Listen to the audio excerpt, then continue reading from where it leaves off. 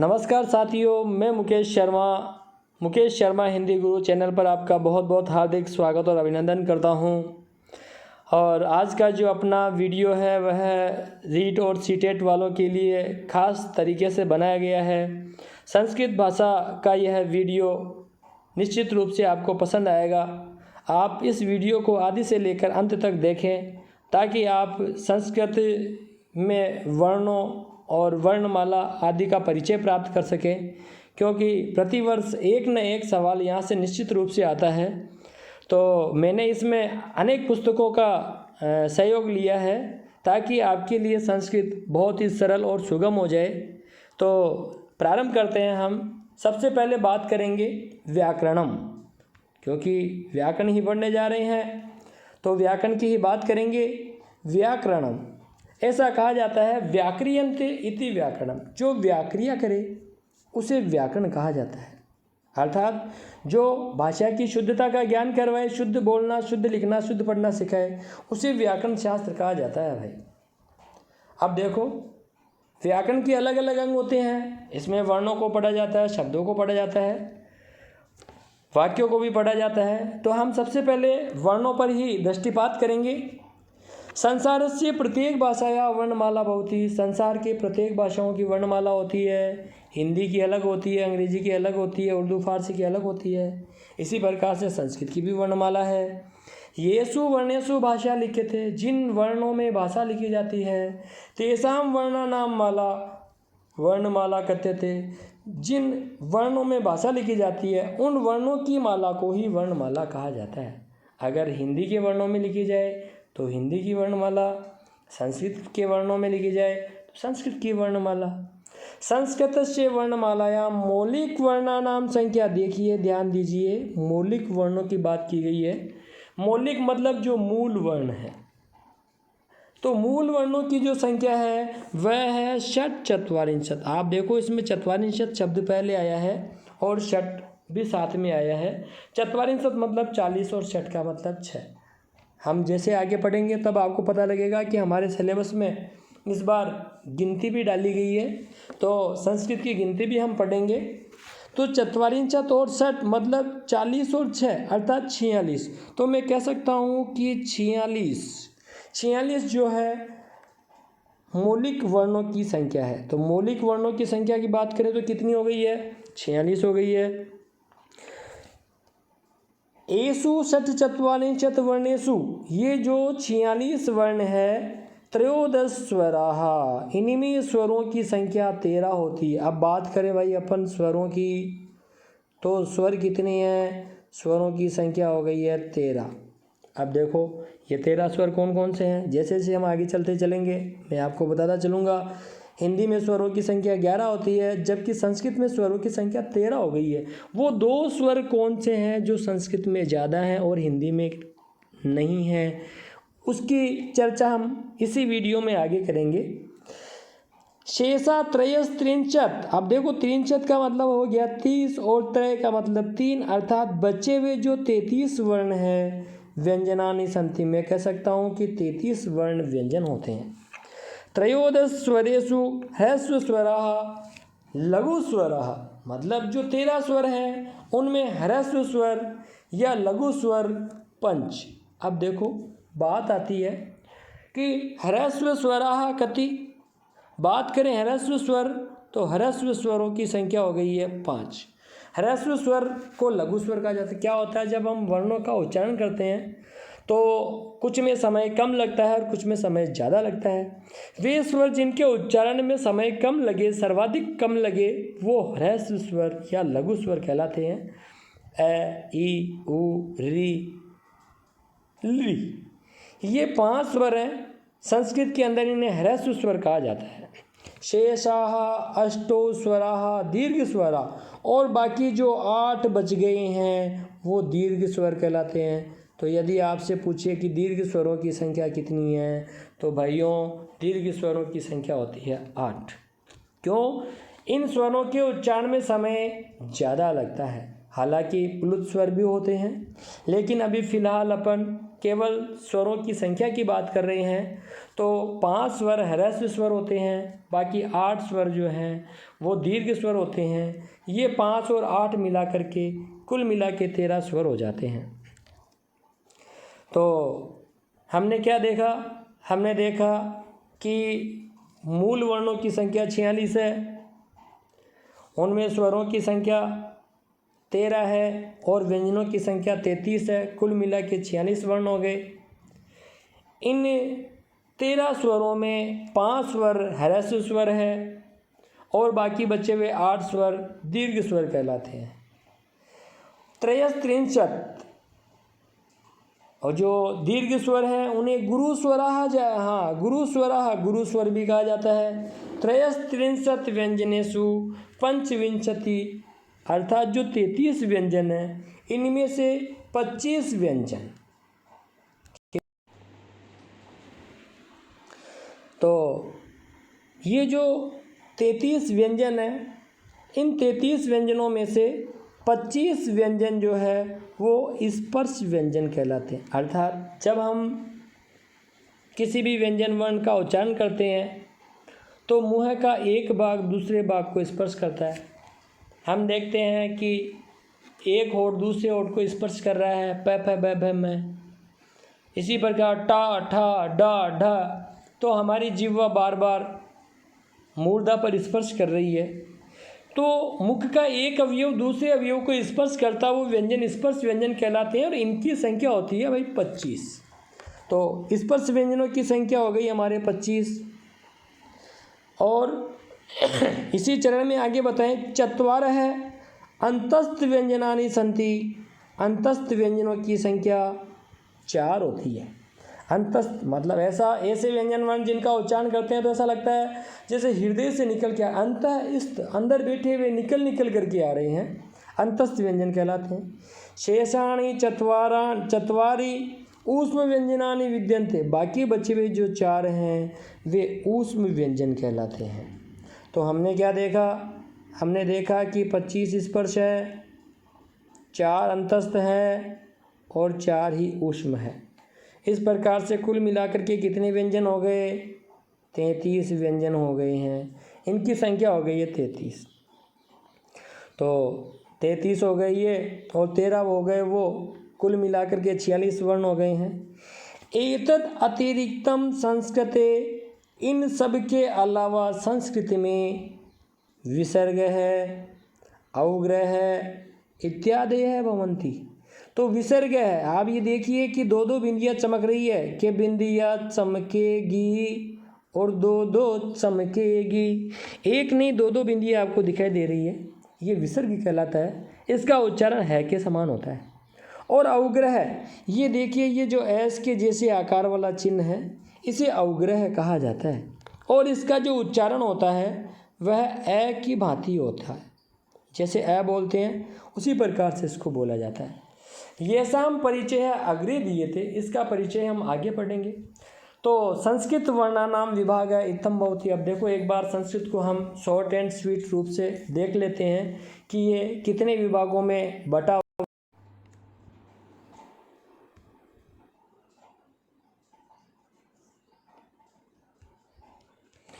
तो संस्कृत वर्णाः, संस्कृत के जो वर्णों की बात करें तो हमने अभी देखा कि 46 वर्ण है मूल वर्ण। हम इन्हें मूल वर्ण की संज्ञा दे सकते हैं।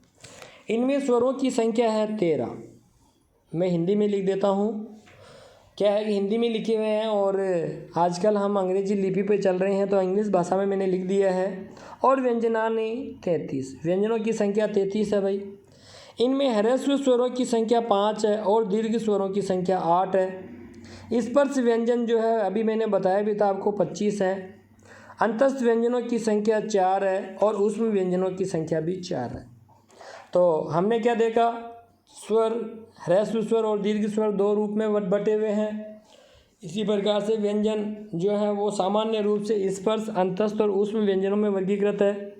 13 और 33, ये 13 और ये 33, कुल मिलाकर के 46 वर्ण हो गए हैं।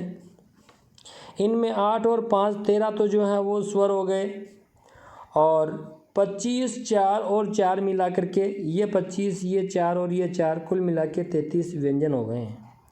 तो स्वरों की संख्या हो गई है 13, व्यंजनानि 25 4 4 और कुल मिला के 33 हो गई है।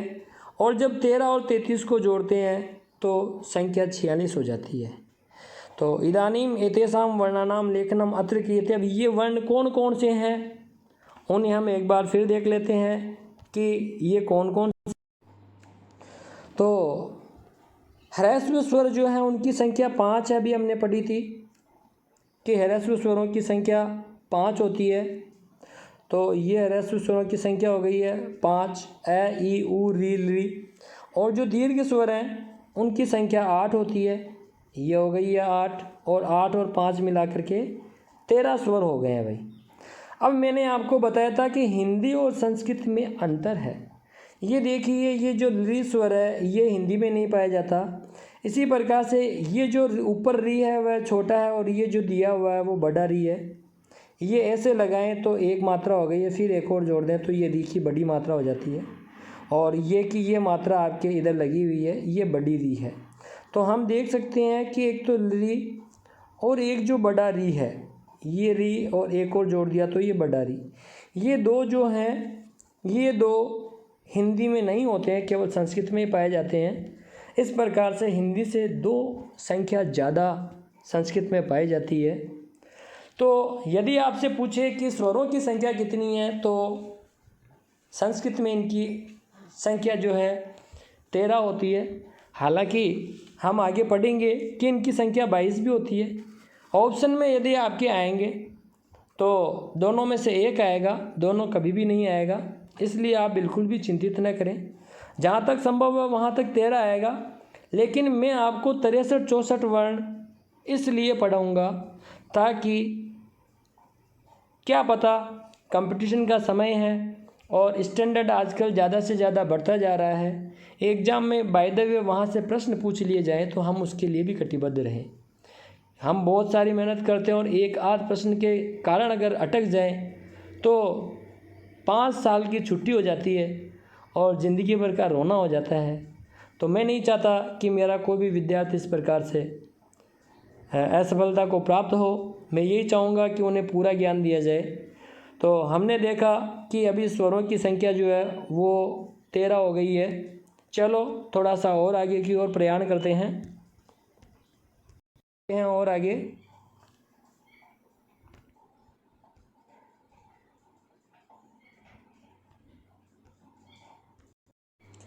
तो हमने देखा कि स्वरों को तो अच कहा जाता है और व्यंजनों को हल कहा जाता है, क्योंकि पाणिनि ने जो 14 माहेश्वर सूत्र लिखे हैं उनके अनुसार अच जो है वो स्वर होते हैं और हल जो है वो व्यंजन कहलाते हैं। ए ई उन री लिख ए ओंग आई औच ऐसे लिखे चैतक की यात्रा अच कहलाती है। और हय वरट लन यमंग गणनम झवय घटदस जब घटदस खब चटट चटतव कपय शससर हल ऐसे लेके लतक की यात्रा हल कहलाती है। इनको किस प्रकार से याद करना है वो भी मैं आपको ट्रिक बताऊंगा, बस आप दिल थाम कर बैठे रहिए। अब बात करते हैं हम व्यंजनों की। तो व्यंजनों की संख्या अभी हमने देखी हुई थी कि व्यंजनों की संख्या 33 है। इनमें जो 25 हैं इनके वर्ग होते हैं, ये वर्गीय होते हैं और ये अवर्गीय। ये जो 25 हैं ये वर्गीय होते हैं क्योंकि इनका वर्ग है, और ये जो 8 हैं ये अवर्गीय होते हैं क्योंकि इनका वर्ग नहीं है। क्या है कि जैसे कै वर्ग, चै वर्ग, टै वर्ग, तै वर्ग, पै वर्ग। तो हम देखते हैं कि यहाँ पर कै वर्ग है, फिर चै वर्ग है, फिर टै वर्ग है, तै वर्ग है, पै वर्ग है, सबके अपने अपने वर्ग हैं। तो ये जो स्पर्श व्यंजन है ये वर्गीय होते हैं। हम ये कह सकते हैं कि व्यंजनों को वर्गीय अवर्गीय 2 भागों में बांट सकते हैं। तो स्पर्श व्यंजनों की जो संख्या है वह होती है 25। स्पर्श व्यंजनों की संख्या 25 होती है, जिसमें कै वर्ग, चै वर्ग, टै वर्ग, तै वर्ग और पै वर्ग है। इन्हीं स्पर्श व्यंजन इसलिए कहा जाता है कि जब इनका उच्चारण करते हैं तब मुंह का एक अवयव दूसरे अवयव को स्पर्श करेगा। आप देखिए कि जब क वर्ग बोलते हैं तो जिह्वा और कंठ का सहयोग बनता है। जब च वर्ग बोलते हैं तो जिह्वा और तालु का सहयोग बनता है। जब ट वर्ग बोलते हैं तो जिह्वा बार बार मूर्धा के स्पर्श करता है। त वर्ग में जिह्वा बार बार दांतों को स्पर्श करेगी। थ थ थ न थ थ थ थ न। इसी प्रकार से प वर्ग में एक होठ दूसरे होठ का स्पर्श करता है। प फ ब ब में, प फ ब ब में। तो हम देख रहे हैं कि मुंह का एक अवयव दूसरे अवयव को स्पर्श कर रहा है, इसीलिए स्पर्श व्यंजन कहलाते हैं। अंतस्थ व्यंजन, अंतः अंदर बैठे हुए हैं। य र ल व, ऐसा लग रहा है जैसे अंदर बैठे हैं फिर निकल के बाहर आ रहे हैं। यारों में लव है, और आपको पता है कि लव होता है तो अंदर से ही होता है भाई, है। तो यारों में लव है और लव अंदर से ही होता है। तो ये र ल और व। इसी प्रकार से उसमें व्यंजन, वे व्यंजन वर्ण जिनका उच्चारण करने पर मुखावयवों में घर्षण होता है और हवा जैसे तैसे बाहर निकलती है, रगड़ खाकर बाहर निकलती है, वे उसमें व्यंजन कहलाते हैं। इनकी संख्या 4 मानी गई है संस्कृत में। श, श, स है। अब आपको बता दें कि श, श, स इनका सबका उच्चारण स्थान अलग है। इनके अपने अपने श है। जैसे च वर्ग है तो ये श है, अगर ट वर्ग है तो षटकोण होता है, और अगर त वर्ग हो तो सड़क होता है। अपने अपने से अपने अपने उच्चारण स्थान के अनुसार इनका प्रयोग किया जाता है। इच्चु यशा नाम तालु, च वर्ग और शंकर ये तालव्य से बोले जाते हैं। ऋतु रचा नाम मूर्धा, रि और ट वर्ग और षटकोण ये सब मूर्धन्य वर्ण हैं। लितु लसा नाम दंता, लृ त वर्ग और स ये सब दंत्य वर्ण हैं। हम आगे उच्चारण स्थान पढ़ेंगे तब इसको और विस्तार से पढ़ेंगे।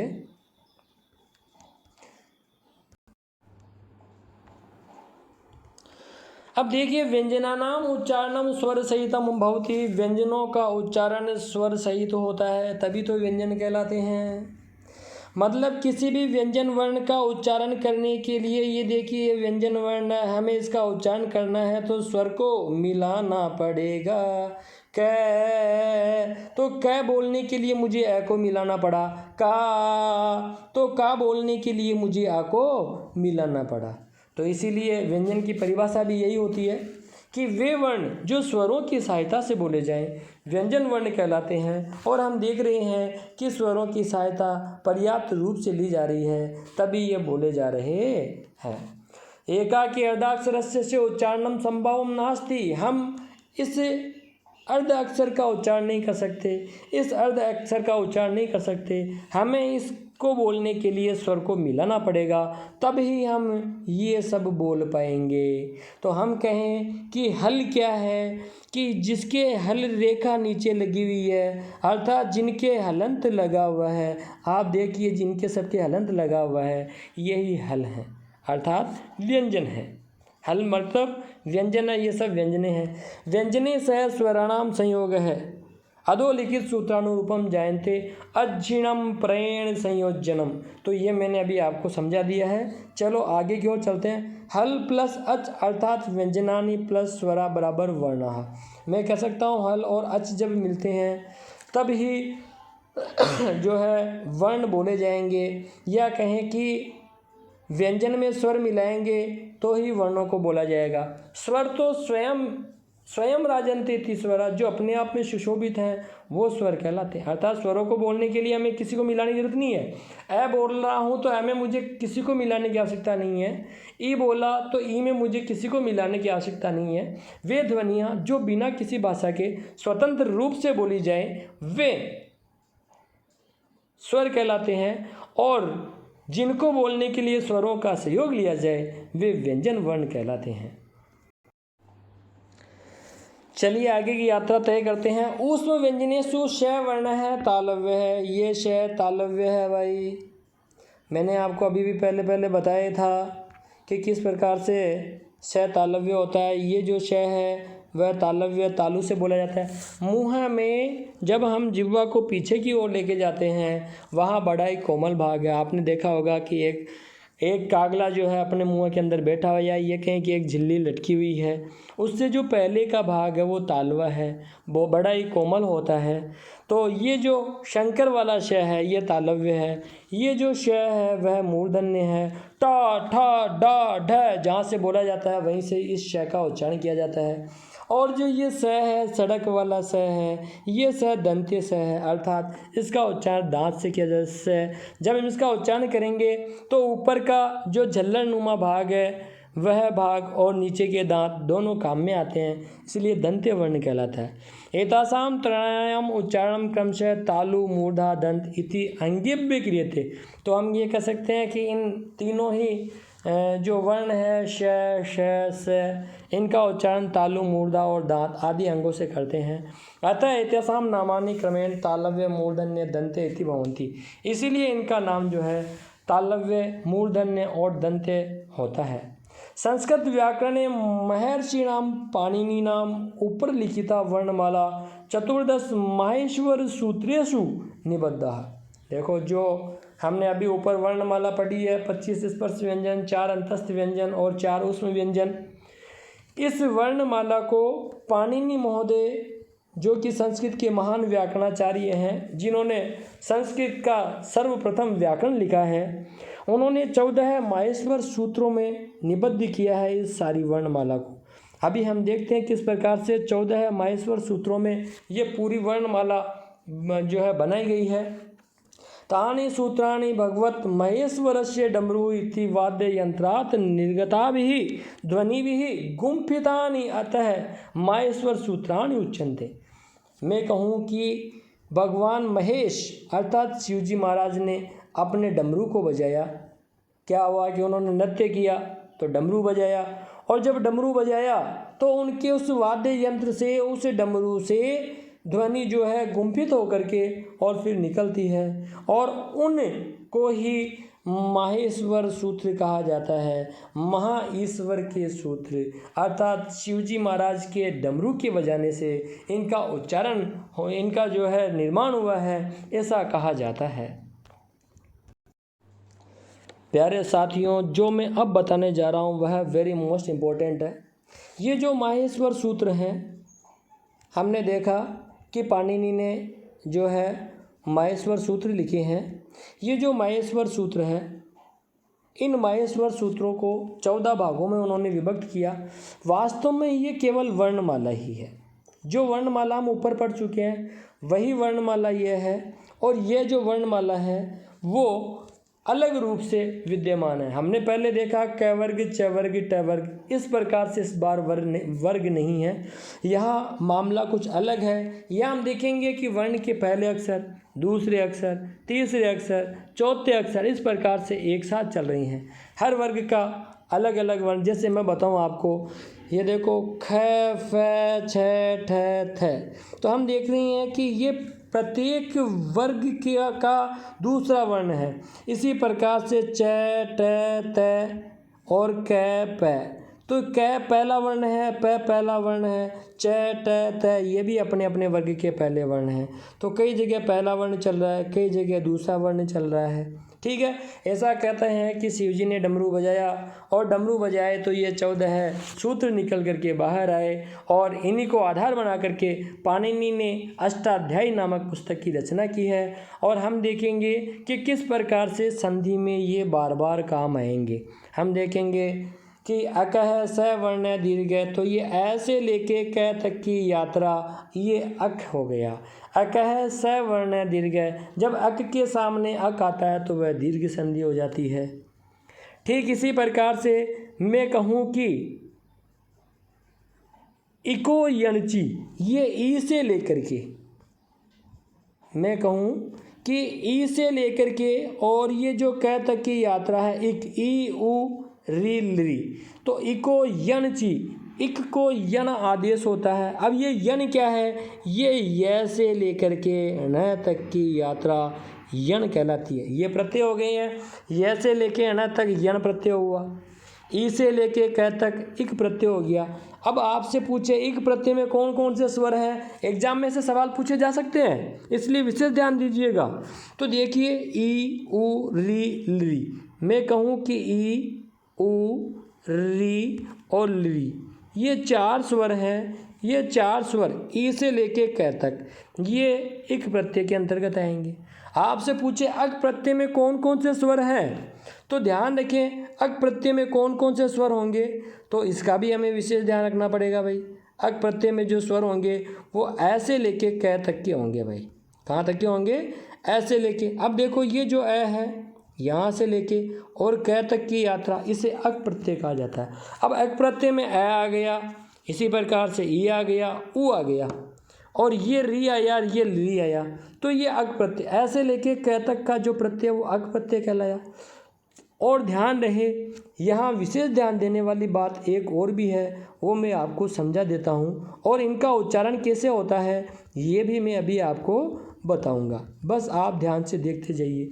अब देखो देखने वाली बात क्या है, ये जो माहेश्वर सूत्र है इनमें ये देखो ये ण है, ये क है, ये अंग है, च है, ट है, ण है, म है, य है, श है, श है और ये व है, ये य है और ये र है और ये हल।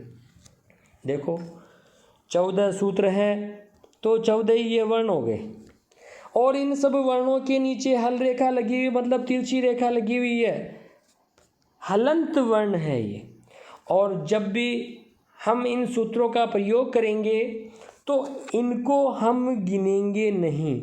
हलंतम अर्थात जो अंत में हल होता है उसका लोप हो जाता है।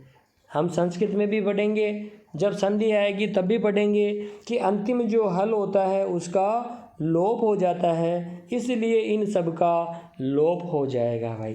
तो ये ध्यान में रखने वाली बात है। इसीलिए जब मैंने अभी अक प्रत्यय की बात करी थी तब मैंने अभी आपको समझाया था, क्या समझाया था कि जब मैंने अक प्रत्यय की बात की तो मैंने अभी आपको बताया कि ऐसे लेके क तक की यात्रा, ऐसे लेके क तक की जो यात्रा है वो अक प्रत्यय कहलाएगा। ये देखो ऐसे लेके क तक अक प्रत्यय कहलाया। एच प्रत्यय क्या है, तो ए से लेके च तक एच प्रत्यय हो जाएगा, है ना। इसी प्रकार से हल, अब देखो इनको अलग अलग नामों से विभूषित किया जाता है, विशेष ध्यान देने वाली बात है। और ये आपके लिए विशेष स्पेशल वीडियो बनाया गया है, तो इसको ज़रूर आप पूरी तरह से देखें। ये देखो ये यहाँ से लेके मैंने लाइन खींच दी है, ये ऐसे लेके च तक ये अच प्रत्यय कहलाते हैं। ये ऐसे लेके ये अच प्रत्यय हो गए, ये अच प्रत्यय हैं। अब आप देखोगे इनमें सब में ए, ई, उ, री, ली, ए, ओ, ऐ, औ, ये सारे स्वर हैं और स्वर है इसीलिए स्वर संधि को अच संधि कहा जाता है, क्योंकि हम जब स्वरों का मेल करवाएंगे तो स्वर संधि कहलाएगी, अच का मेल करवाएंगे तो अच संधि कहलाएगी, तो स्वर संधि को अच संधि कहा जाता है। इसी प्रकार से है से लेके ल तक की यात्रा, देखो पहला वर्ण है और अंतिम वर्ण ल है से लेके ल तक की यात्रा इसे कहा जाता है हल। और जो हल है, हल, ये जो हल है इसी को ही व्यंजन संधि कहा जाता है। अब आप देख लीजिए इसमें सारे व्यंजन है, ये है, ये, व, र, ये अंग, ये अण, न, म, ये सब व्यंजन चल रहे हैं, ठीक है। अब देखो इसमें और देखने वाली बात क्या है, मैं आपको बड़ा विस्तार से इसलिए समझा रहा हूँ ताकि आपको अलग अलग प्रकार के वीडियोस देखने की आवश्यकता न पड़े। प्राय है देखा क्या जाता है कि कोई भी वीडियो होता है उसमें लोग जो है बड़े शानदार तरीके से इस प्रकार से सजा धजा के लिखते हैं कि ये देख लीजिए पूरी ज़िंदगी भर आप कुछ भी नहीं भूलेंगे। अरे भाई आपने सामान्य सी ट्रिकें दे दी, छोटी मोटी ट्रिकें दे दी, लेकिन उन ट्रिकों से हम समझ तो सकते हैं लेकिन नौकरी लगना उनसे पूरी तरह से संभव नहीं है। उसके लिए डिटेल स्टडी करना बहुत आवश्यक होता है, विस्तार से पढ़ना आवश्यक होता है। तो इसीलिए मैं आपको विस्तार से समझा रहा हूँ ताकि आपको एक एक बात समझ में आ जाए। तो देखो मैं आपको बताना चाह रहा हूँ कि ए, ई, उ, री, ली, ए, ओ, ऐ, औ, ये सब स्वर हैं। तो ये तो हो गए आपके स्वर। और ऐसे लेके च तक की बात चली इसलिए इसको अच भी कहा जाता है। तो मैंने आपको भी बताया भी था अच, तो इन्हें अच भी कह दिया जाता है ना। इसी प्रकार से अब देखो हयवरट, तो ये देखो य व रट, ये यण आपके ऐसे समझ में आएगा।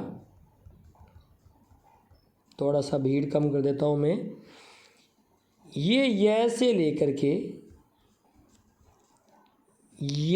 लेकर के और ण तक ये यण प्रत्यय हो गया, य से लेके यण तक। अब यण प्रत्यय में क्या क्या आएंगे, तो यण प्रत्यय में आएंगे य व र और ल, य व र ल, तो य व र और ल। अब एग्जाम में सवाल आता है भाई, वेरी मोस्ट इम्पोर्टेंट होगा बाप, सवाल ये आता है कि संस्कृत में पाणिनि ने अंतस्थ व्यंजनों का क्रम क्या रखा है। ये आपके प्रश्न का उत्तर आ गया है भाई। उसका जो सही क्रम होता है वो होता है य व र ल। प्राय हम क्या है कि हिंदी ज़्यादा पढ़ते हैं और हमें याद रहता है य र ल व। हिंदी में यदि क्रम पूछे तो य र ल व होता है, लेकिन जब संस्कृत में क्रम पूछा जाए तो यवरल होता है।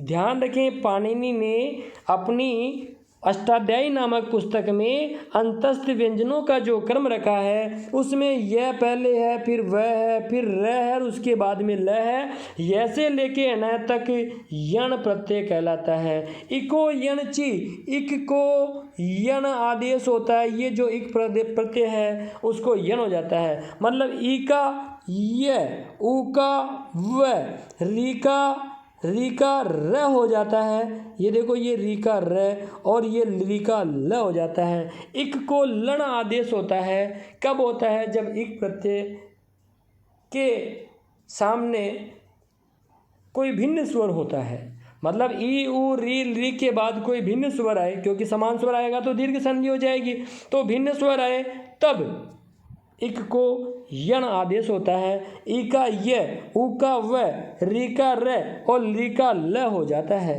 तो ये अभी हमने क्या देखा कि ई का य, ऊ का व, री का र और ली का ल हो जाता है। तो देखो आप ऐसे भी याद रख सकते हो, इया ही रोवे, इया किया रोवे, उआ उआ कर रोवे, और री कर रोवे, रे रोवे, और लपड़ खा ररी मानी। तो हम ये कह सकते हैं कि ई का य होता है, ऊ का व होता है, री का र होता है, ली का ल होता है। जब ऐसा होता है तो संधि होती है यण। तो आप जब वहाँ पढ़ोगे तो आपके समझ में आएगा। और ये मैं आपको विस्तार से इसलिए बता रहा हूँ कि आपसे पूछ लिया जाए कि इक प्रत्यय में कौन कौन से स्वर हैं, तो हमें ई से लेके क तक की यात्रा करनी पड़ेगी। मतलब कहने का अभिप्राय ये है कि ई से लेके क तक की यात्रा, ये ई से लेके क तक की यात्रा मतलब इक प्रत्यय में ई, ऊ, री और ली स्वर होते हैं। अब वहाँ क्या देंगे, कौन सा नहीं है, तो ए, ई, ऊ और री दे दिया, तो अब कौन सा नहीं है, तब ए नहीं होगा। इस प्रकार से एग्जाम में सवाल पूछ लिए जाते हैं प्रत्ययों से संबंधित। तो हमें ये पूरा ध्यान रखना है कि कौन कौन सा है, ठीक है। अब जैसे आपसे पूछ ले शर प्रत्यय, तो अब आप देखिए शर प्रत्यय है तो शंकर जी कहाँ विराजमान है। ये देखो ये शंकर जी विराजमान है, श से लेकर र तक की यात्रा शर प्रत्यय कहलाती है। मतलब इसमें श और र सारे आ गए हैं। अब आपसे पूछ ले कि सर प्रत्यय में कौन सा वर्ण नहीं आता है, तो उसने श से लेकर के है तक का वर्ण दे दिया, श और है, तो उत्तर अपना हो जाएगा है। तो ऐसे एग्जाम में सवाल पूछे जाते हैं मेरे भाइयों, और बहुत ही ध्यान से पढ़ने की आवश्यकता है। हम मजाक के तौर पर न पढ़ें, पूरी तरह से तन्मय होकर के पढ़ें। मैं आपके लिए यह वीडियो बहुत तन्मयता के साथ इसलिए बना रहा हूँ ताकि आपको सफलता मिले। इस बात का ध्यान रखें कि इस वीडियो को आपको ज़्यादा से ज़्यादा शेयर करना है और ज़्यादा से ज़्यादा लोगों तक इसको पहुँचाना है, ताकि ज़्यादा से ज़्यादा लोग इससे लाभान्वित हो सकें। चलो अब हम इसके आगे की बात करते हैं। ये तो थी 14 माहेश्वर सूत्र। अब हम इनको पढ़ेंगे कैसे, तो ध्यान रखो इनको पढ़ेंगे कैसे। ऐ वापस देखिए, ऐ रे लिक, ए ओंग, आई औच, है वरट, लैन, यमंगणनम, झबय, गढ़धस, जबगढ़दस, खफ छठत चटे तौ, कपय, शशर हल। एक बार वापस सुन लीजिए और इस वीडियो को आप बार बार जो है पहले लेकर के और इसको बार बार सुने और घर पे बैठ कर के इसको ज़्यादा से ज़्यादा याद करें। बहुत आसान है इसे याद करना।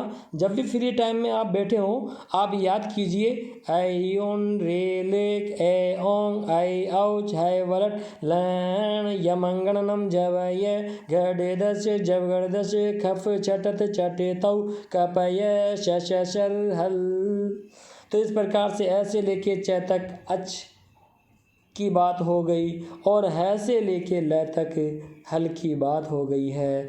और अच प्रत्यय स्वर कहलाते हैं और हल व्यंजन कहलाते हैं। इस प्रकार से स्वरों और व्यंजनों का वर्गीकरण बहुत ही सुंदर तरीके से पाणिनि महोदय ने किया है। चलो आगे की ओर प्रस्थान करते हैं।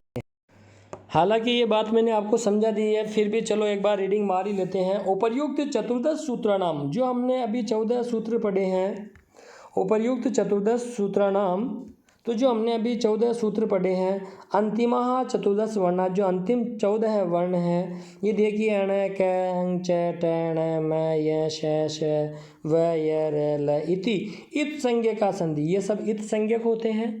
और ऐसा चतुर्दश वर्णानाम इत संज्ञानंतरम, इत संज्ञा होने के बाद में इनका लोप हो जाता है। मैंने आपको शॉर्ट एंड स्वीट समझाया था कि ये जो अंतिम हलंत वाले वर्ण हैं इन सब का लोप होता है। जब संधि पढ़ेंगे तब ये चीज़ आपके सामने आएगी। ठीक है। प्रथम सूत्र से, जो पहला सूत्र है अवर्णितः है, चतुर्थ सूत्र से च वर्ण पर्यंतम, ऐसे लेके जो चौथा सूत्र उसके अंत में च है, उस च वर्ण तक स्वरा विद्यन्ते, वहाँ तक स्वर है। मैंने आपको बताया था कि इन्हें ऐसे लेके च तक जो है अच स्वर कहा जाता है।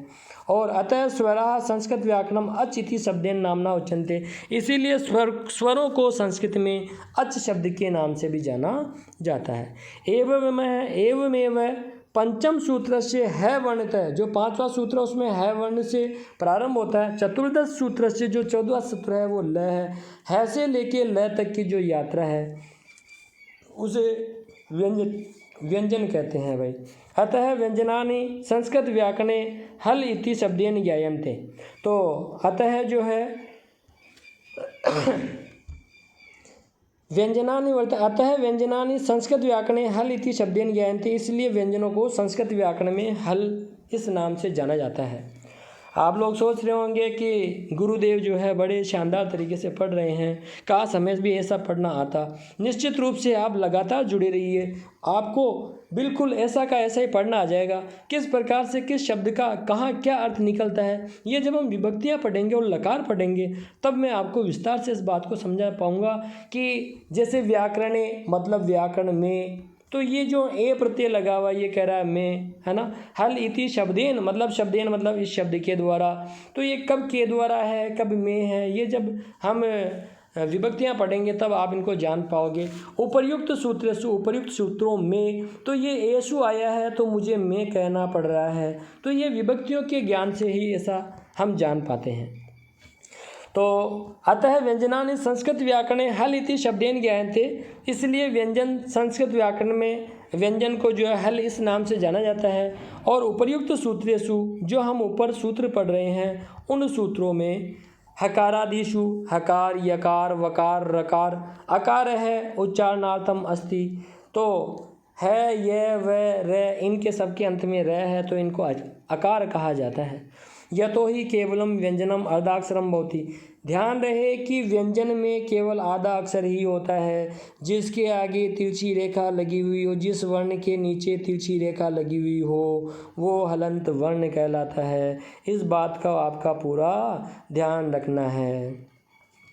उपर्युक्त माहेश्वर सूत्रेषु, जो हमने अभी माहेश्वर सूत्र पढ़ा है, आदिरन्तेन संहिता इति सूत्रानुरूपम प्रत्याहार निर्मीयन्ते, तो ये प्रत्याहार जो भी हमने पढ़े थे, अक है, अण है या अच है, वो सब प्रत्याहार हैं, हमने उनके प्रत्यय बना दिए हैं। तो आदि रंतेन संहिता, आदि से लेके अंत तक किसी भी पहला वर्ण और कोई भी अंतिम वर्ण है, उन दोनों को मिलाने से एक प्रत्यय का निर्माण होता है, उसे ही प्रत्याहार कहा जाता है। तो प्रत्याहार शब्द का इस प्रकार से निर्माण हुआ है। प्रत्याह्रियन्ते, है ना, संक्षिप्यन्ते, मतलब जो संक्षिप्त करे वही प्रत्याहार है। वर्णा अत्यति प्रत्याहार है इति परिभाषा अनुसारम प्रथम प्रत्याहार है अण भवति। अब यदि आपसे पूछ लिया जाए कि पहला प्रत्याहार क्या है, तो ध्यान रखो पहला प्रत्याहार जो है वो अण होता है। पहला प्रत्याहार क्या होता है भाई? पहला प्रत्याहार होता है अण, क्योंकि ऐसे लेके अण तक की यात्रा हमने की थी। तो पहला प्रत्याहार अण होता है। अत्र प्रथम सूत्र से अ इति प्रथम वर्णित है, मतलब यहाँ पहले सूत्र में ऐसे लेकर के प्रथम सूत्र से अण इति अंतिम वर्ण पर्यंतम अ ई उ इति त्रयाणाम बोधनम जायते।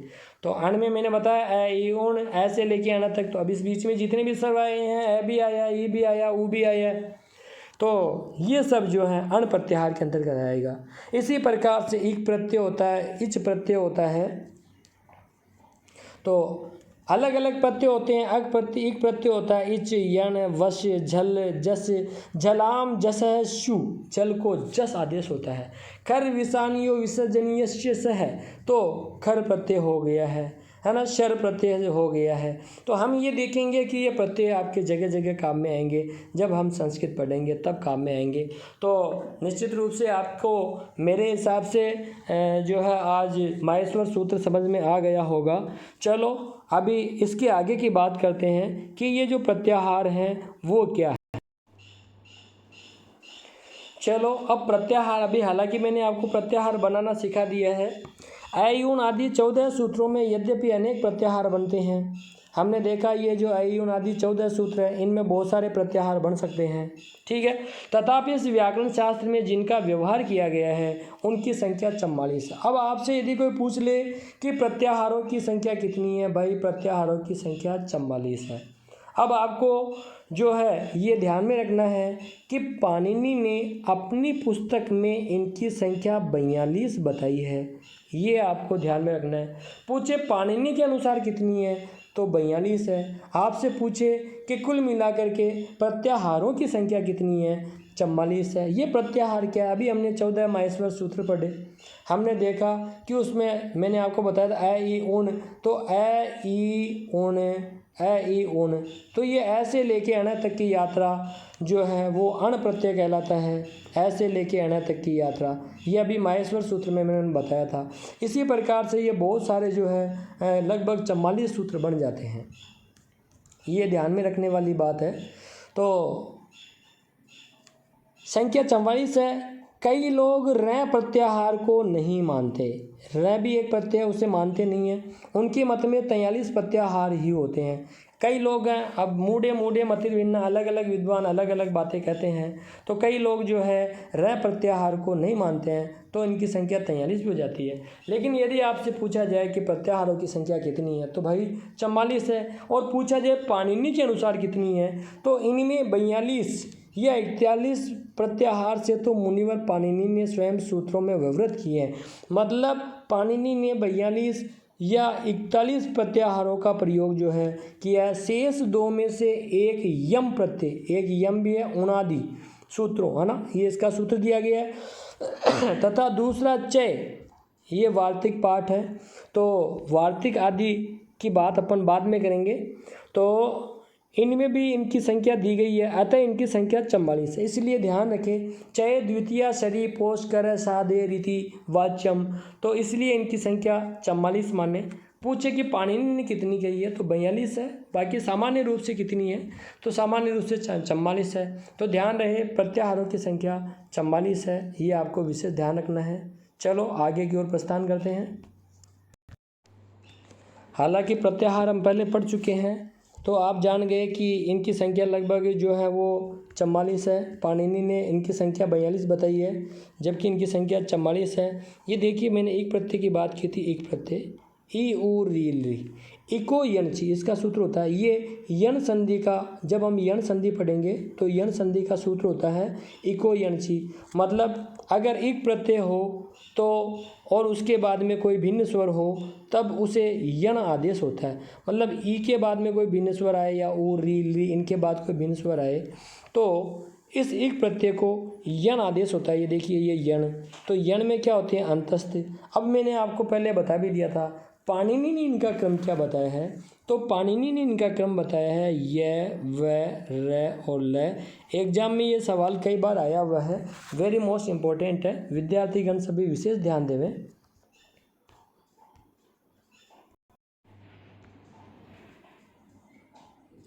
अब देखिए, जैसे अक है, सवर्ण है, दीर्घ है, अक हो और समान वर्ण सामने आए तो दीर्घ संधि होती है ना।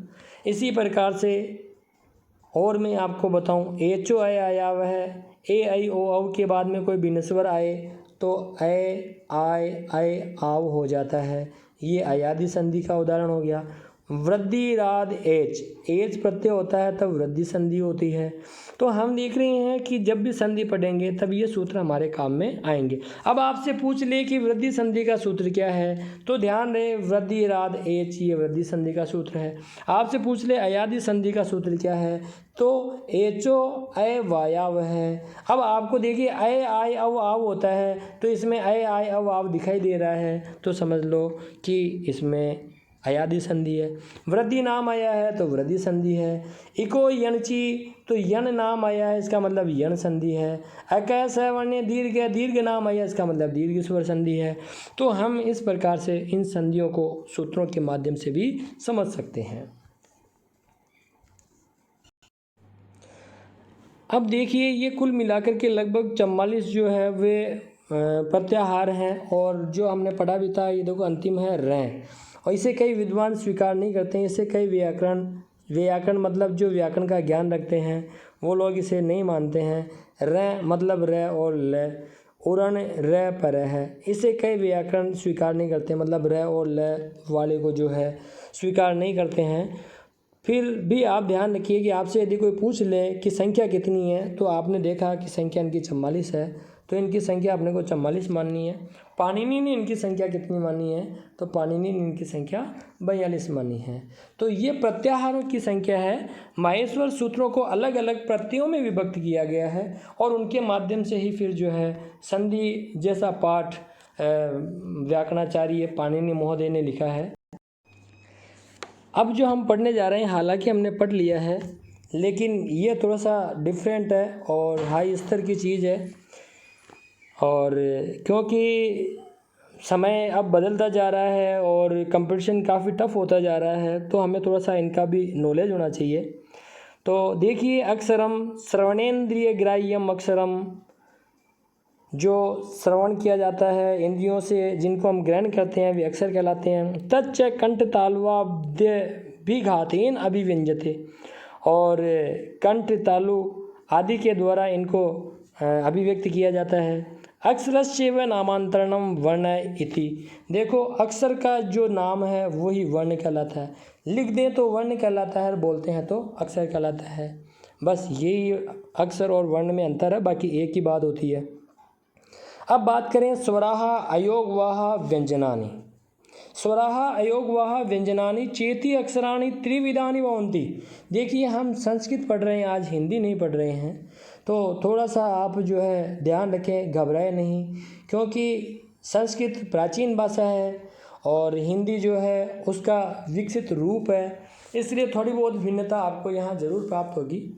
अब देखो, स्वराः अयोगवाः व्यंजनानि चेति अक्षराणि त्रिविधानि भवन्ति। आपसे पूछे अक्षर कितने प्रकार के हैं, तो अक्षर 3 प्रकार के हैं। स्वर भी होते हैं, व्यंजन भी होते हैं, अयोगवाह भी होते हैं।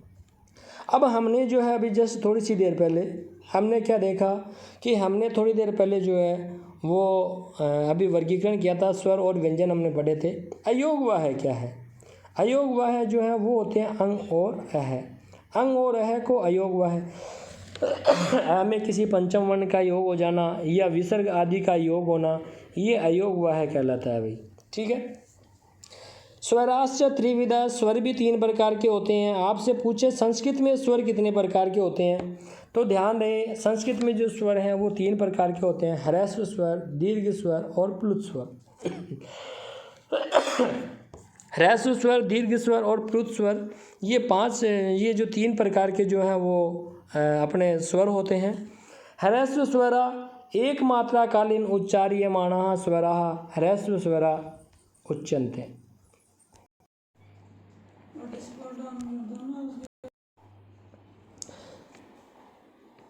स्वराश्च त्रिविधाः, अर्थात स्वर 3 प्रकार के होते हैं, ह्रस्व स्वर, दीर्घ स्वर और प्लुत स्वर। तो ये स्वर जो हैं वो 3 प्रकार के होते हैं। ह्रस्व स्वर, तो देखिए थोड़ा सा नाम से देख लीजिए, मात्रा कालीन, अर्थात एक मात्रा कालीन उच्चार्यमाणाः स्वराः ह्रस्व स्वराः इत्युच्यन्ते। कहने का मतलब ये है कि जिनके उच्चारण में एक मात्रा का समय, वे स्वर जिनके उच्चारण में सबसे कम समय लगे या कहें एक मात्रा का स्वर लगे, वो ह्रस्व स्वर कहलाते हैं। पूछे ह्रस्व स्वर की संख्या कितनी है, तो अ ई उ री ली ये 5 स्वर है। एतावंत एव ह्रस्वाः, यही ह्रस्व स्वर है।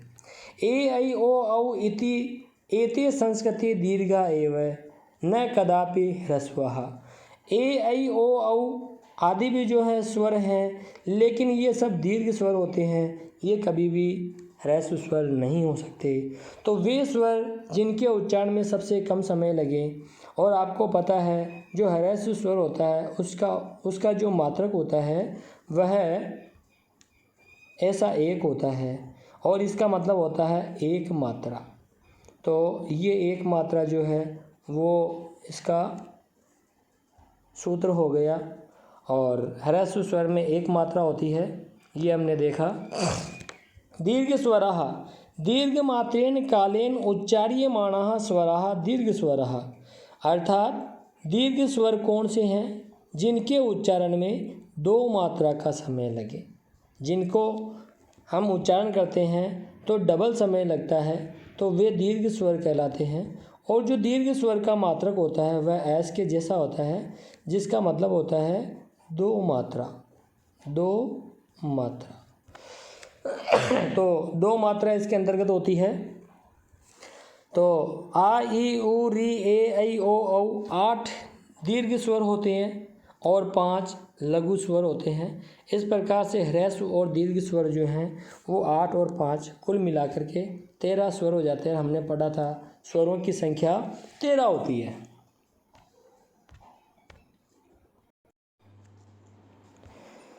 अब वेरी मोस्ट इम्पोर्टेंट बात अब आपके सामने आ गई है।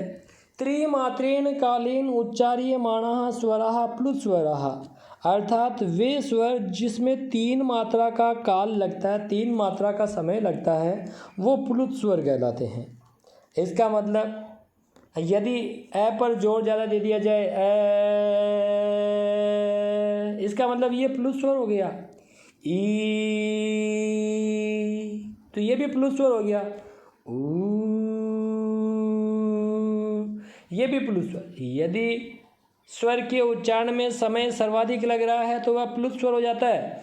दीर्घ स्वर से भी, एक तो मैंने बोला एक मैंने बोला आ, तो ए की बनिस्बत आ में समय ज़्यादा लगा तो आ हुआ दीर्घ और ए हुआ ह्रस्व स्वर। लेकिन मैं कहूँ ए ई उ, ये प्लुत स्वर हो गए हैं। तो हमने हिंदी में कई बार उदाहरण पढ़ा भी है, ओम, ये प्लुत स्वर होता है। तो प्लुत स्वर यही नहीं होता है, वे स्वर जिनके उच्चारण में 3 मात्राओं का समय लगे, जिनमें दीर्घ स्वर से ज़्यादा समय लगे, जिनमें बहुत ज़्यादा समय लगे, वे सभी प्लुत स्वर कहलाते हैं और ये संस्कृत में पाए जाते हैं। मैंने आपको वेरी मोस्ट इम्पोर्टेंट बात पहले बताई थी कि स्वरों की संख्या 13 है, लेकिन हम इनकी संख्या 22 भी पढ़ेंगे। ये लो आ गया 22। ये 22 क्यों हो जाते हैं, कब हो जाते हैं? जब प्लुत स्वर को मिला दिया जाए तो इनकी संख्या 22 हो जाती है। इसलिए कई बार एग्ज़ाम में स्वरों की कुल संख्या पूछ ली जाती है और जब ऐसी बात पूछ ली जाए तो ध्यान रहे स्वरों की कुल संख्या 22 होती है, 13 ही नहीं 22 होती है। यदि ऑप्शन में 22 नहीं हो तो उत्तर हमारा 13 होगा। 13 और 22 दोनों कभी भी एक साथ नहीं आएंगे। तो ये 22 कब हो गई है?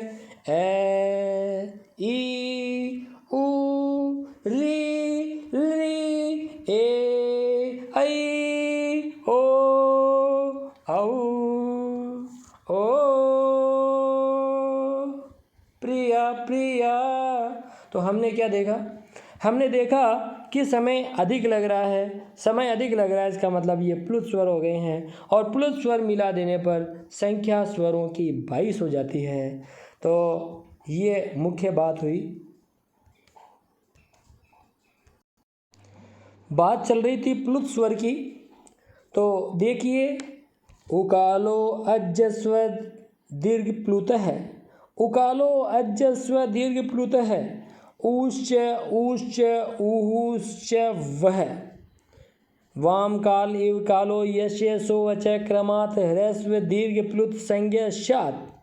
कहने का अभिप्राय ये है कि एक मात्रिक, द्विमात्रिक, त्रिमात्रिक उकार के उच्चारण के समान, उकार मतलब ऊ के उच्चारण के समान, जिस अच का, अच मतलब ए ई ऊ, अपन ने अच अभी पढ़ा भी था, तो जिस अच का उच्चारण काल हो वह अच क्रमशः ह्रस्व भी हो जाता है, दीर्घ भी होता है और प्लुत संज्ञक भी हो जाता है। इस प्रकार से स्वरों की संख्या 22 हो जाती है। स्वराणाम अंतर्भेदाः। अब बात करते हैं स्वरों के अंदर भी भेद होता है। पूर्वोक्तानां द्वाविंशते स्वराणाम एकेको अपि उदात्तः अनुदात्तः स्वरितश्चेति त्रिविधो भवति। अब जो ऊपर 22 स्वर हैं, इन 22 स्वरों को उदात्त, अनुदात्त और स्वरित, तीन नाम दिए गए हैं, उदात्त, अनुदात्त और स्वरित। स्वरितश्चेति, स्वरित, स्वरितः इति। तो उदात्त, अनुदात्त और स्वरित, इन तीन प्रकार से ये बांट दिए जाते हैं। मतलब ये जो 22 स्वर हैं इनको उदात्त, अनुदात्त और स्वर, इन स्वरित, इन तीन रूपों में बांटा जाता है। अब देखो उदात्त है, उच्चैरुदात्त है। उदात्त स्वर कौन से हैं? उच्चैरुदात्त है तालवादिषु, अर्थात जो तालु आदि भाग है अपने मुँह में, स्थानेषु ऊर्ध्वभागे, उनमें जो ऊपर का भाग है, निष्पन्नो अजुदात्त है संज्ञा सात, तो उस भाग से जो बोले जाते हैं स्वर वे उदात्त स्वर कहलाते हैं। अक्षराणाम अध्यस्ताद उपृष्टाद वा कापि रेखा न भवति। ध्यान रखिए कि जो उदात्त स्वर होते हैं उनमें किसी भी प्रकार की रेखा का प्रयोग नहीं किया जाता। तो उदात्त में अध्यस्ताद उपृष्टाद, न तो नीचे और न ऊपर, कहीं पर भी कोई रेखा का प्रयोग नहीं किया जाता। ए ई ऊ भागो, तालु आदि स्थानों में जो अच ऊपर ले भाग में ले जाए वह उदात्त होता है। मतलब ए ई ऊ आदि जब बोलते हैं तो कई बार जो है तालु की तरफ हम जाते हैं, जब ऐसी स्थिति होती है तो वो उदात्त स्वर कहलाते हैं। तो ये स्वर उदात्त भी हो जाते हैं।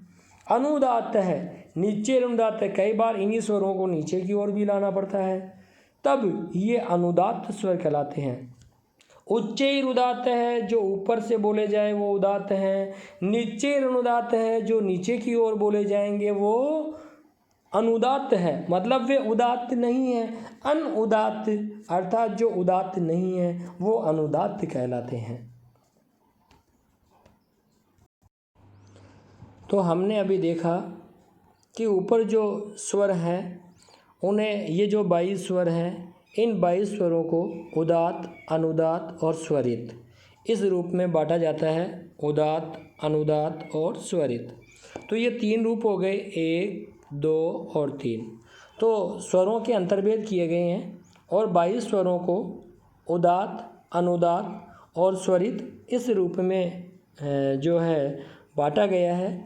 जो ऊपर से बोले जाएंगे वो उदात्त होते हैं और उदात्त जो स्वर होते हैं उनके ऊपर जो है कोई रेखा नहीं होती है और नीचे भी कोई रेखा नहीं होती है। अब बात करें अनुदात्त, जो उदात्त नहीं है अर्थात जो नीचे की ओर से बोले जाएंगे। तालवादिषु सहभाग्येषु, जो तालु आदि भाग हैं अपने मुँह में, तालु, मूर्धा आदि, और उनमें स्थानेस्व अधोभागे, अधोभागे का मतलब है कि नीचे का भाग, नीचे के भाग से निपन्नो अच अनुदात्ता संज्ञात, तो वहाँ से जो ये बोले जाएंगे वे सब जो है अनुदात्त कहलाएंगे। और इनके नीचे इनकी पहचान के लिए देखिए जो ऊपर से बोले जाएंगे वो उदात्त है। स्वर ए ई उ आदि हैं, यहाँ भी स्वर ए ई उ आदि हैं, लेकिन पहचान के लिए इनके नीचे एक रेखा लगा दी जाती है। नीचे ही अनुदात्त है, जो नीचे से बोले जाए वो अनुदात्त है, तो इस स्वरों के नीचे एक आड़ी रेखा लगा दी जाती है। तो जिसके नीचे आड़ी रेखा होती है वह अनुदात्त स्वर कहलाता है। जिसके ऊपर नीचे कोई रेखा नहीं है वह उदात्त स्वर कहलाता है। ये इनका वर्गीकरण हुआ। समाहार, अब बात करें स्वरितः। समाहार स्वरितः है। समाहार स्वरितः है मतलब उदात्त अनुदात्त्वे वर्ण धर्मों समाह्यते, जहाँ उदात्त अनुदात्त दोनों को ही मिला लिया जाता है। यस्मिन् सो अच स्वरितः संज्ञाशात्, वह स्वरित कहलाता है। अक्षराणाम उपृष्ठाद ऐसा रेखा बहुती, मतलब अक्षर के ऊपर देखो ये एक लिखा हुआ है, ऐसी रेखा होती है। और यथा ए ई उ, और इनके साथ में देखो ये चिन्ह लगा दिया गया है। उदात्त अनुदात्त वर्णों के धर्म, जो उदात्त तत्व और अनुदात्त तत्व ये दोनों जिस अच में विद्यमान हो वह अच स्वरित संज्ञक होता है। आप तो कुल मिला के इतना ध्यान रखिए कि जो 22 स्वर हैं उनको जो है उदात्त अनुदात्त और स्वरित इन 3 रूपों में बांटा गया है। ठीक है, मैंने आपको पहले बताया है कि वीडियो को समझने के लिए अंत तक देखें, ताकि आपके सामने एक एक चीज़ खुल कर के आ जाएगी और आप एक एक चीज़ के बारे में जानने लग जाएंगे।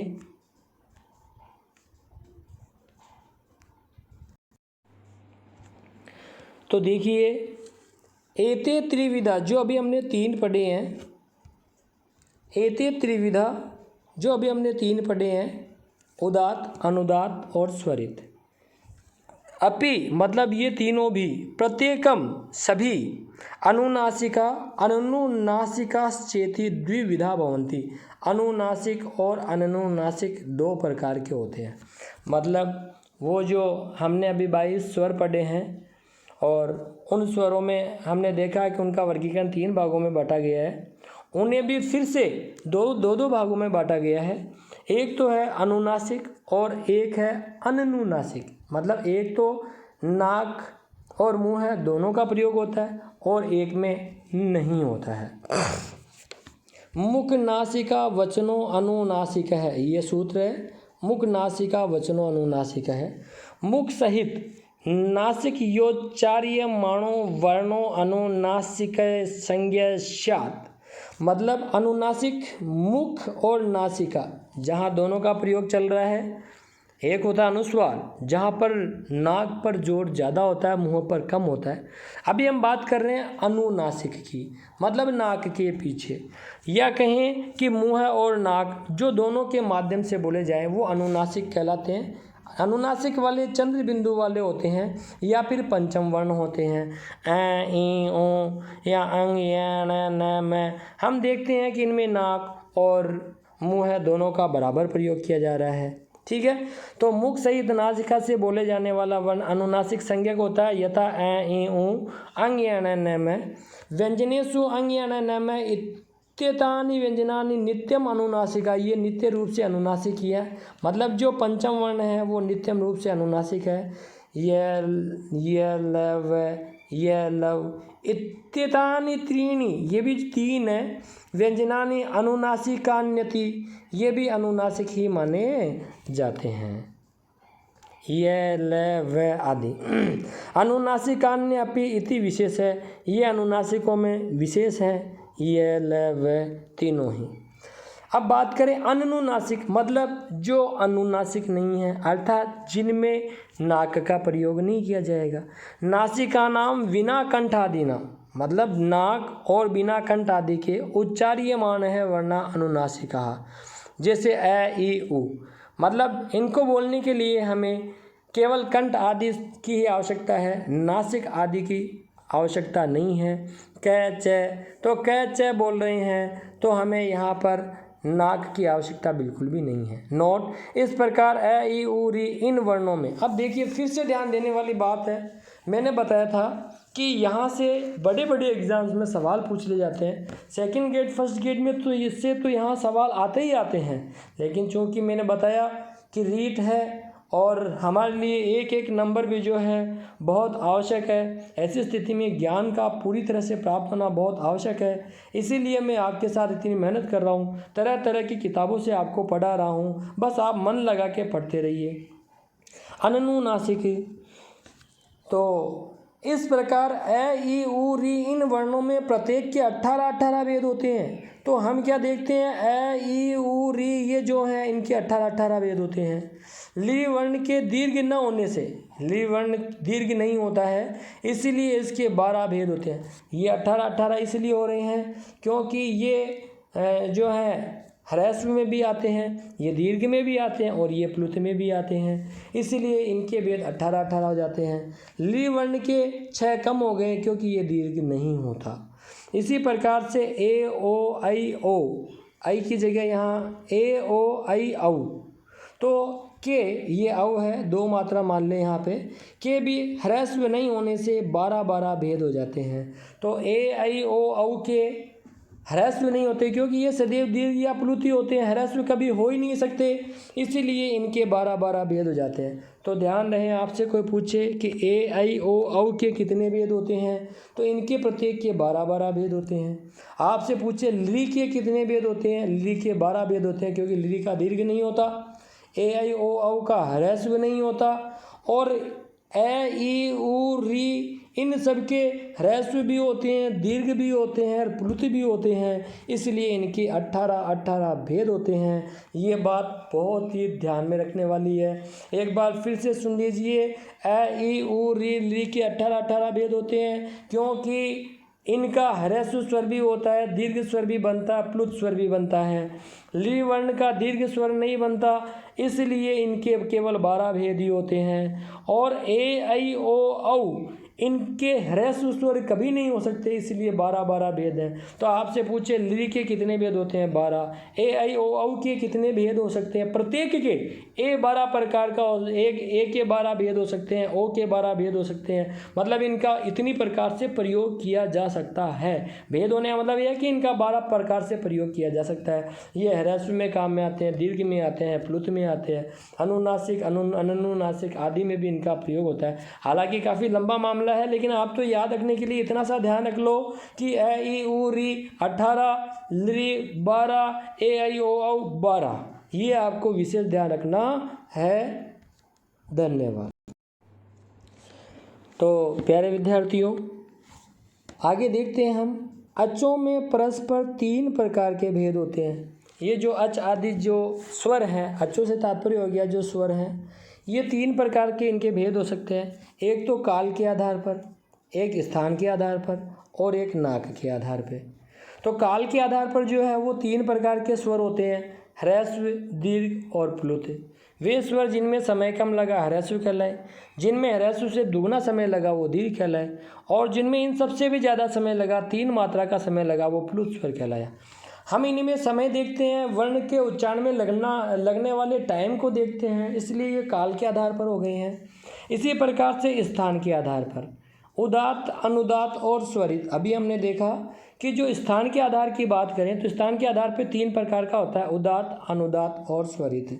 जो ऊपर से बोले जाएंगे वो उदात्त है, जो नीचे से बोले जाएंगे वो अनुदात्त है। अनुदात्त के लिए नीचे एक आड़ी रेखा लगा दी जाती है, और जो जिसमें उदात्त अनुदात्त दोनों ही मिल जाए वो स्वरित कहलाता है। इसके लिए खड़ी रेखा लगाते हैं, एकदम सीधी रेखा लगाते हैं। आड़ी रेखा अनुदात्त में है और खड़ी रेखा स्वरित में है, और उदात्त में कोई रेखा नहीं है, इस बात का विशेष ध्यान रखा जाए। नासिका के आधार पर 2 प्रकार के हो गए, अनुनासिक और अनुनुनासिक। तो जब हम इन सबको एक साथ मिला देते हैं तब फिर एक नया मामला उजागर होता है, जो कि अभी हमने पढ़ा था। हमने अभी देखा कि ए ई उ आदि जो है वो 18 प्रकार के होते हैं, ली के भेद 12 होते हैं, और इसी प्रकार से ए आई ओ औ के भेद भी 12 होते हैं। ए आई ओ औ के 12 इसलिए हैं क्योंकि उनमें ह्रस्व स्वर नहीं होता, ली का दीर्घ स्वर नहीं होता, तो इसीलिए वो भी 12 हो गई हैं और बाकी 18 हो गई हैं। तो मैं कह सकता हूँ कि ए ई उ री ली ये जो है ये ह्रस्व स्वर है, संख्या 5 है, लेकिन इनके 18 भेद होते हैं, है ना। इसी प्रकार से मैं कहूँ जो ये ली वगैरह है, सॉरी ली की बात करती है, ली के जो है 12 भेद होते हैं। ए ई उ और री आदि के जो है वो 18 भेद होते हैं।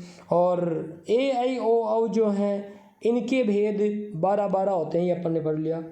बाकी नॉर्मल तरीके से ह्रस्व स्वर 5 है, दीर्घ स्वर 8 है। और आपसे पूछ ले कि प्लुत स्वरों की संख्या कितनी है, तो संस्कृत में प्लुत स्वरों की संख्या 9 होती है भाई। संस्कृत में प्लुत स्वरों की संख्या 9 होती है। ये देखो ये 9 जो है प्लुत स्वरों की संख्या हो गई है। ए ई उ री ए आई ओ औ। तो हमने क्या देखा, 1 2 3 4 5 6 7 8 9, इनकी संख्या लगभग 9 मानी गई है। ऊ 2 बार लिखा हुआ है, तो इनकी संख्या जो है 9 होती है। 1 2 3 और इसी प्रकार से 4 5 6 7 8 9, तो इनकी संख्या 9 होती है। प्लुत स्वरों की संख्या 9 पाई जाती है, ये ध्यान में रखने वाली बात है। 8 और 5 13, 13 और 9 22, तो कुल मिला के स्वरों की संख्या हो गई है 22, क्योंकि 5 और 8 13 और 9 22 हो जाते हैं। तो ये बात हुई अपने स्वरों के वर्गीकरण की। ठीक है, ह्रस्व स्वर जो हैं वो उदात्त भी होते हैं। ह्रस्व स्वर उदात्त होते हैं, उदात्त के साथ में अनुनासिक भी होते हैं, अनुनासिक भी हो सकते हैं। इसी प्रकार से ह्रस्व स्वर अनुदात्त भी होते हैं।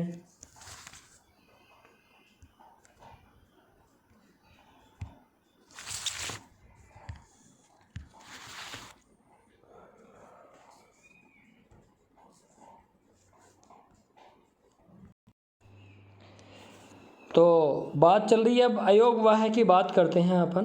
देखो जब बात करते हैं हिंदी की, तो हिंदी में अयोग वाह अंग और अह केवल 2 ही होते हैं। ध्यान रखने वाली बात है, हिंदी में अयोग वाह 2 होते हैं, लेकिन अब बात कर रहे हैं संस्कृत की। संस्कृत में अयोग वाह की संख्या 4 होती है भाई। तो आपसे अगर पूछ लिया जाए कि संस्कृत में अयोग वाहों की संख्या कितनी है, संस्कृत में अयोग वाहों की संख्या 4 है। माहेश्वर सूत्रेषु अनुच्चारिता अपि प्रयोगम ये निर्वाह यंथि ते अयोग वाह है। माहेश्वर सूत्रों में अनुच्चारित होने पर भी जिनका निर्वाह किया जाए वो अयोग वाह कहलाते हैं। माहेश्वर सूत्रों में इनका प्रयोग नहीं हुआ है। अयोग वाह अनुस्वार है, विसर्ग है, जिह्वा मूल्य है, उपपदमानीयश्च। तो हम क्या देखते हैं, अनुस्वार, विसर्ग, जिह्वा मूल और उपपदमानीय। तो ये जो हैं ये सारे के सारे जो हैं वो अयोग वाह कहलाते हैं। तो अब आपसे पूछ लिया जाए कि अयोग वाह की संख्या कितनी है, तो ध्यान रहे अयोग वाहों की जो संख्या है वो है भाई 4। मुख्य बात है, वेरी मोस्ट इम्पोर्टेंट है। अनुस्वार है स्वरेभ्य। तो देखो बात करते हैं अनुस्वार की। अब बात कर रहे हैं अनुस्वार की। पहले हमने जो पढ़ा था वो अनुनासिक था। अनुनासिक वो थे जो नाक और मुंह से दोनों से बोले जाते थे। वहाँ हमने क्या देखा कि ए और ई के ऊपर चंद्र बिंदु लगा हुआ था, उनका उच्चारण भी अलग था, ए ई आदि उनका उच्चारण था। अब बात करें अनुस्वार की। अनुस्वार है ना, देखो नाम से पता लग रहा है अनुस्वार स्वर के बाद में। स्वरेभ्य है पर मतलब स्वर के बाद में एव नासिकिया अनुस्वार उच्चर्यते। स्वर के बाद में नाक का प्रयोग किया जाए तो वह अनुस्वार कहलाता है। मतलब ये वो वर्ण है जिनका उच्चारण करने के लिए स्वर के बाद में नाक का प्रयोग किया जाएगा, इसीलिए इनको अनुस्वार। अंग तो अ पहले आया है और उसके बाद में जो है नाक का प्रयोग किया जा रहा है, इसलिए हम देख रहे हैं अंग इंग ये अनुस्वार है। अंग इंग अनुस्वार है। विसर्ग है, विसर्ग स्वरेभ्य है पर मतलब स्वर के बाद में एव तत्स्वर स्थानेन विसर्गो अपि उच्चार्यते। तो स्वर के बाद में ही और स्वर के स्थान पर विसर्ग का भी उच्चारण किया जाता है। विसर्ग से चिन्हम स्वरात् परम बिंदु रूपेण द्वय बिंदु रूपेण, मतलब बिंदु द्वय रूपेण 2 बिंदुओं का प्रयोग किया जाता है। अर्थात विसर्ग का जब प्रयोग करेंगे तो इस प्रकार से 2 बिंदी का प्रयोग किया जाएगा।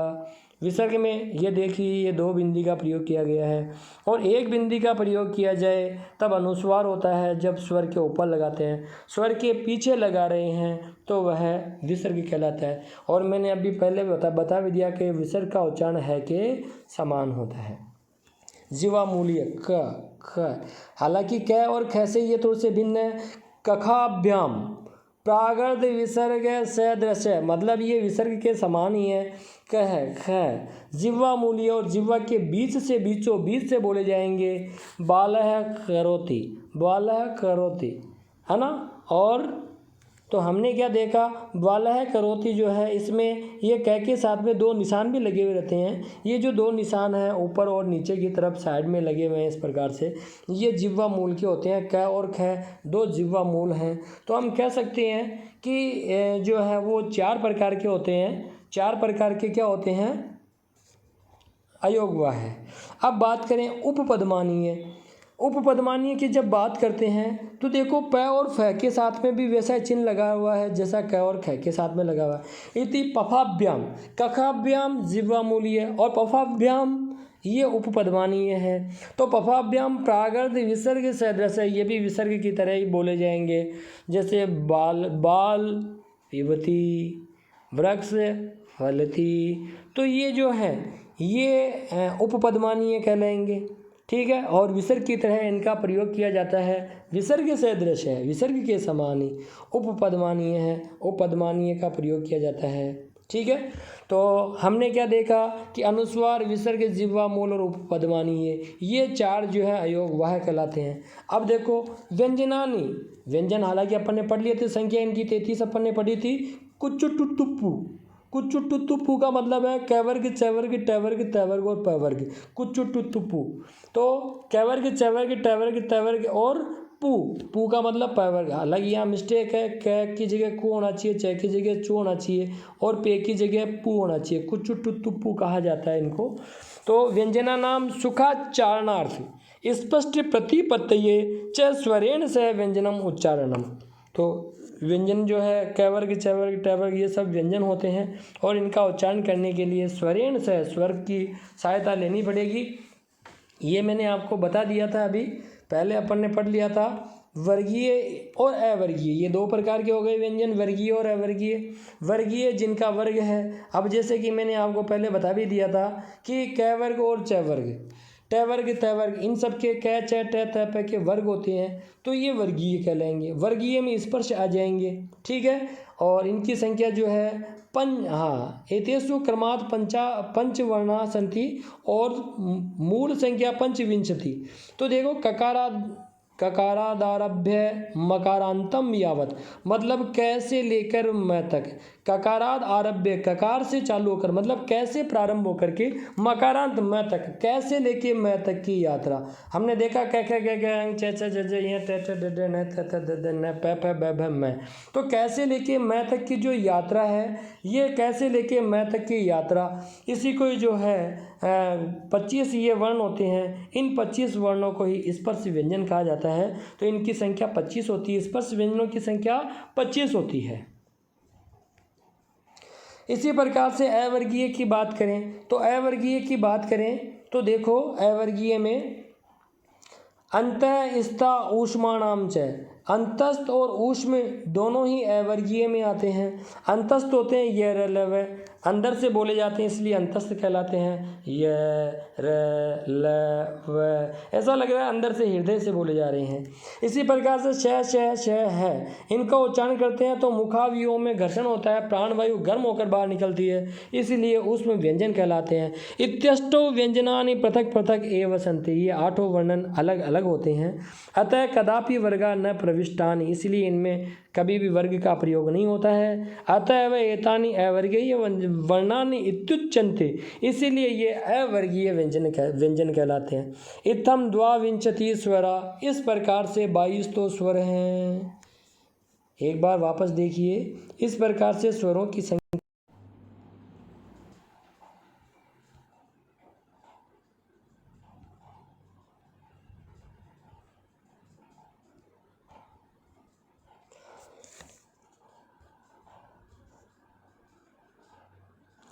तो हम देखते हैं कि इस प्रकार से इत्थम द्वाविंशति स्वराः, 22 तो स्वर होते हैं। इस प्रकार से 22 तो हो गए आपके स्वर, द्वाविंशति स्वराः 22 स्वर हो गए हैं। चत्वारः अयोगवाः, 4 अयोगवाह हो गए हैं। त्रयस्त्रिंशत् व्यंजनानि, 33 व्यंजन हो गए हैं। चेति आहत्य 59 अक्षराणि सन्ति। इस प्रकार से 50 50 और 9 59 59, मतलब 59 जो है स्वर हो गए हैं। 22 और 4 जो है वो हो गए हैं आपके 23 24 25 26 और जो है 23 63 33, तो 26 और जो 33 हैं वो हो गए आपके 26 दूना 52 और 27 28 29 30 31 32 33 और 7 और मिला लिए तो 59, मतलब 59 जो हैं वो वर्ण हो चुके हैं। 59 वर्णों को अपन ने पढ़ा। सह वेदे श्रूयमाणाः चत्वारो यम वर्णाः। अब एक मुख्य बात और आ गई है कि वेदों में सुना गया है कि 4 यम वर्ण होते हैं। यदि योजन्ते 4 यम वर्णों को यदि जोड़ लें तदा त्रिषष्टि, तो फिर 63 वर्ण हो जाते हैं। तो यम वर्णों को जोड़ने पर इनकी संख्या 63 हो जाती है। तो इस प्रकार से वेदों में यम वर्णों का प्रयोग भी किया गया है और उनको जोड़ते हैं तो संख्या हो जाती है इनकी 63। एतेश है यदि ळ कारो अपि योज्यते, और यदि इनके साथ में ळ बादली आज बरसती जा ळ अड़ा ली आदि योज्यन्ते तदा चतुष्षष्टि, तब इनकी संख्या 64 हो जाती है। वर्णाः भवन्ति अत्र अक्षरमालायां न ते पंचवर्णा प्रदर्शिता। हालांकि यहाँ पर अक्षरमाला में इन 5 वर्णों का प्रयोग नहीं दिखाया गया है।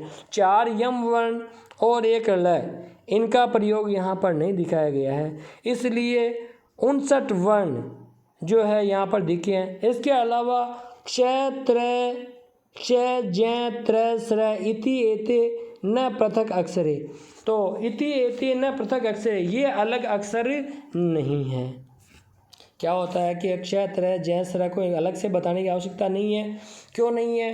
क्योंकि क और श ये हम पढ़ चुके हैं और इनमें ए मिला देंगे तो अक्षय का निर्माण हो जाएगा। जय और ये देखो ये यहाँ गलत लिखा हुआ है, ये च वर्ग वाला ये होगा भाई, ये देखो ये तो जय होता है और जय में जब ये मिला देते हैं, थोड़ी सी त्रुटि हो गई है तो टेक्निकल मिस्टेक, डोंट वरी।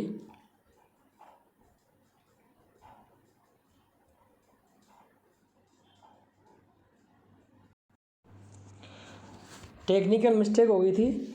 त्रिषष्टि चतुष्षष्टि व वर्णा शंभु मते मत है, मतलब क्या बताया गया है कि त्रिषष्टि 63 अथवा 64 वर्ण शंभु मते मत है, मतलब कि माहेश्वर सूत्रों में इनका प्रयोग किया गया है। पाणिनीय शिक्षानुरोधेन त्रिषष्टि, पाणिनि की शिक्षा के अनुसार 63 चतुष्षष्टि व या 64 वर्ण जो है माने गए हैं। सह वेदे श्रूयमाण चत्वारो यम वर्णा, इसके अलावा वेदों के अंदर जो है 4 यम वर्णों का प्रयोग भी किया जाता है। तो पूछ ले यम वर्णों की संख्या कितनी है, तो ध्यान रहे यम वर्णों की संख्या 4 है। तो इस प्रकार से 59 में जब ये 4 जोड़ते हैं तब 63 हो जाते हैं, और इसमें इस लय को जोड़ दिया जाए तब ये संख्या में 64। तो अभी सेकंड ग्रेड में ये सवाल भी पूछा गया था कि इनकी संख्या कितनी है, तो ध्यान में रखने वाली बात है कि इनकी जो संख्या है वह 63 और 64 दोनों ही है। ऑप्शन में दोनों ही आए थे, 63 64, 63 या 64, तो यही उत्तर उसका सही था। तो पूछ ले कि कुल मिला के वर्णों की संख्या कितनी है, तो पाणिनि के अनुसार 63 और 64 दोनों ही इन वर्णों की संख्या मानी गई है। यम वर्ण भी 4 होते हैं, जिसकी बात मैं अभी आपको बताऊंगा। अब देखो आगे की बात देखते हैं। 59 वर्ण अक्षय त्रय जय स्र इति एते न पृथक अक्षर, इनको अलग से अक्षर नहीं माना गया है। हालांकि क श और ए जब मिलता है तब अक्षय बनता है। जय जय और ए, हालांकि ये जय नहीं है, ये है। च वर्ग का जो पंचम वर्ण होता है वो होता है ये, तो ये है, तो ये है। जय ए जब मिलता है तब जय बढ़ता है। हिंदी में ग ये अ होता है, हालांकि हिंदी में ये नहीं होता है, हिंदी में भी वही होता है जो संस्कृत में होता है, बोलने में ऐसा होता है, लेकिन जब बात शुद्धता की जाए तो ज ये ए मिलकर के जय बनेगा। हम हिंदी में ग बोल देते हैं, गलत बोलते हैं। इसी प्रकार से त र ए तब तय हो गया, और श र ए श्रय हो गया। देखो ये जो इसमें ऐसी तिरछी रेखा लगी हुई ये र है, ठीक है, श्रय के अंदर ये र है, श आधा है, र आधा है, और ए स्वर मिला है, तब श्रय जाकर के बना है। तो अक्षय त्रय जय श्रय आदि का निर्माण हुआ है। वर्णों के उच्चारण में जो चेष्टा करनी पड़ती है उसे यत्न कहते हैं। तो यत्नों की बात अपन कल करेंगे कि प्रयत्न क्या है, अगले टॉपिक में करेंगे कि व्यंजनों में प्रयत्न क्या होते हैं। और ये तो हमने देख ही लिया कि पाणिनि ने इनकी संख्या 63 और 64 बताई है, और क्षय त्रय जय श्रय को अलग रूप से नहीं माना गया है, हालांकि इनका टुकड़ा पूछ सकते हैं। तो क्षय का अगर टुकड़ा पूछे तो क श और अ मिलता है। इस श में यदि हलंत को हटा दे, अ को मिला दे, तो ये श पूरा भी हो सकता है। मतलब हम इसको इस प्रकार से भी पढ़ सकते हैं। देखो किस प्रकार से पढ़ सकते हैं, जैसे ये क है और इसमें मैंने ये मिल लगा दिया श। अब यहाँ मैंने हलंत लगा रखा है लेकिन यहाँ नहीं लगा रखा, तो इसका मतलब भी अक्षय हो जाएगा। ऐसे त्रय जय श्रय में भी हो सकता है, तो ये भी आ सकता है, और इसके अलावा ऐसा वाला भी आ सकता है। दोनों एक ही बात है। यहाँ श को हलंत कर दिया गया है और यहाँ श ऐसे युक्त कर दिया गया है, तो दोनों को ही अपने को ध्यान में रखना है। अगला वीडियो आप अवश्य देखें कि क्योंकि अगले वीडियो में हम प्रयत्न के आधार पर व्यंजन पढ़ेंगे और साथ ही उच्चारण स्थान पढ़ेंगे, जहाँ से एक सवाल पूछ लिया जाता है, वेरी मोस्ट इम्पोर्टेंट। आभ्यंतर और बाह्य प्रयत्न पढ़ेंगे, और इनके साथ में जो है उच्चारण स्थान क्या है वो भी पढ़ेंगे। और आपको कैसा लगा ये बताना। हालांकि संस्कृत जो है क्लिष्ट भाषा है, और क्लिष्ट भाषा को मैंने यहाँ सरल और सहज रूप में प्रकट करने की काफ़ी कोशिश भी की है, और फिर भी आशा करता हूँ कि वीडियो आपको पसंद आया होगा। और यदि पसंद आया है तो आप लाइक करें और कमेंट बॉक्स में कमेंट भी डालें। यदि कोई सुधार की आवश्यकता है तो वह भी जो है आप लिखें। और कल फिर नया वीडियो और देखते हैं जिसमें हम व्यंजनों का वर्गीकरण करेंगे, और इस प्रकार से अपने जो है पहला टॉपिक रीट और सीटेट का समाप्त हो जाएगा। धन्यवाद। जय हिंद, जय भारत।